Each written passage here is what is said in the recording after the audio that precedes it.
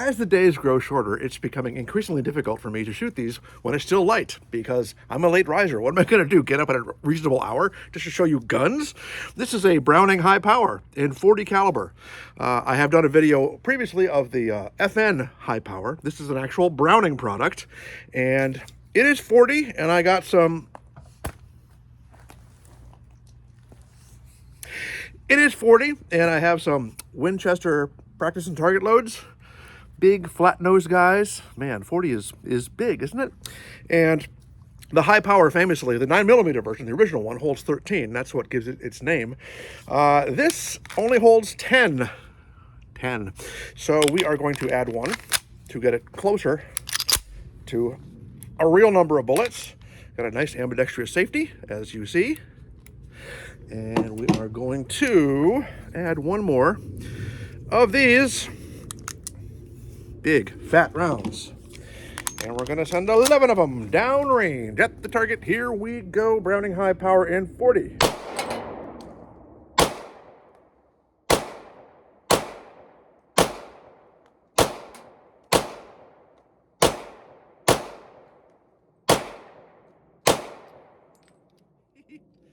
Nice. And this has got the nice, particularly bitey little hammer. Did I get bit? No. What's going to bite me? How's it going to pinch me in there? Well, it didn't. So lucky me. Okay, let's talk about this fellow a little bit. This fellow, are they all male? This young lady, a little bit, it's male. Let's talk about this guy, and we'll be right back. It is the Browning high power in .40 Smith & Wesson. And those of you who have been with me for a while remember that I did do another Browning high power video. It is this one, the original, in 9mm.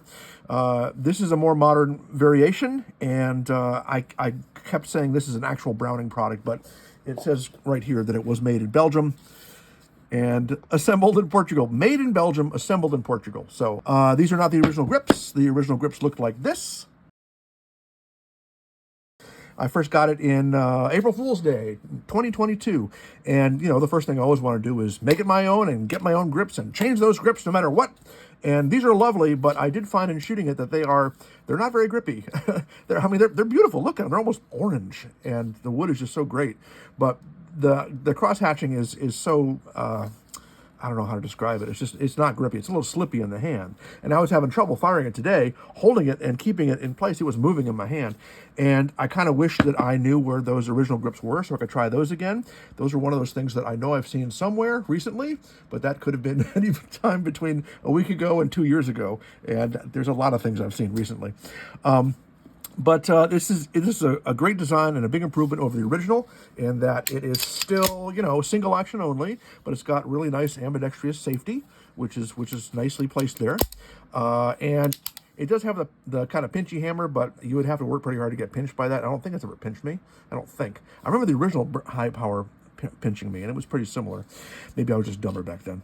And it does hold only 10. That is the trade-off. The original holds 13, and of course these are bigger bullets than 9mm, as you can see, and so you're going to hold fewer of them. And look at this. That's one of my complaints about the original high power. Well, of course, got a grip safety. That's another complaint. But the original does not have its magazine under spring tension, so it doesn't kick it out the way it really should. And this one absolutely does. It kicks it right out, and it's because of that. That's they didn't change the gun, they changed the magazine. I think that's pretty smart. And I am impressed. You definitely want that thing launching out. Okay. Let's go over it and move on. We were shooting, what else do I want to say? Oh, I did also get I went kind of high power crazy. And when FN put out its new version of the high power, a few years ago, I did get that too. And here it is. Here are all of my high powers together.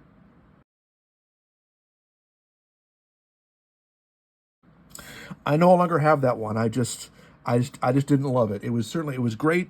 It was very comfortable to shoot. I love that FDE and everything, but I didn't love it. And I knew I could get a lot of money on it and trade it, and that's what I did. I don't remember what I got instead. But I was shooting some Winchester practice ammo first. I'm going to shoot some Defender ammunition, hollow points. These are 180 grain, I think. Yes, as opposed to these 165 grainers over here, and it is a bit of a difference. And where does Defender come from? Where are these made? North Carolina, proudly made in North Carolina.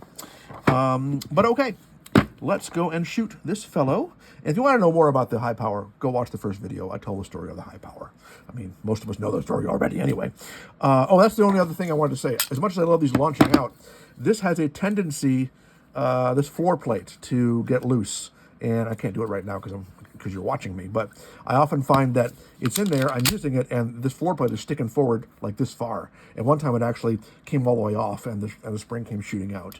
And I don't know what that would be. This is pretty much a standard design, but just something to keep an eye on. Still, I mean, no, look at that. It did it right then. Yay, thank you for cooperating. And I guess it's just not, whatever holds it in there isn't strong enough, I guess. Or maybe it might have something to do with that little addition of the spring. That might have something to do with it. Oh, well. Anyway, did it again. Let's go and shoot these guys. See how we do. I told you we'd be back.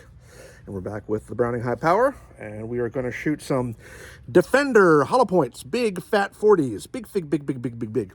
And again, only holds 10. Let's give it one more.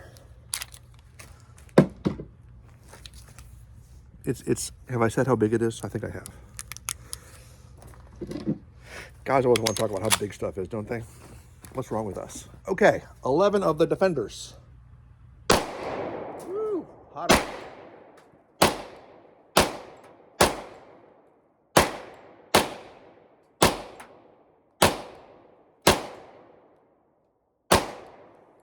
Yes, more powerful.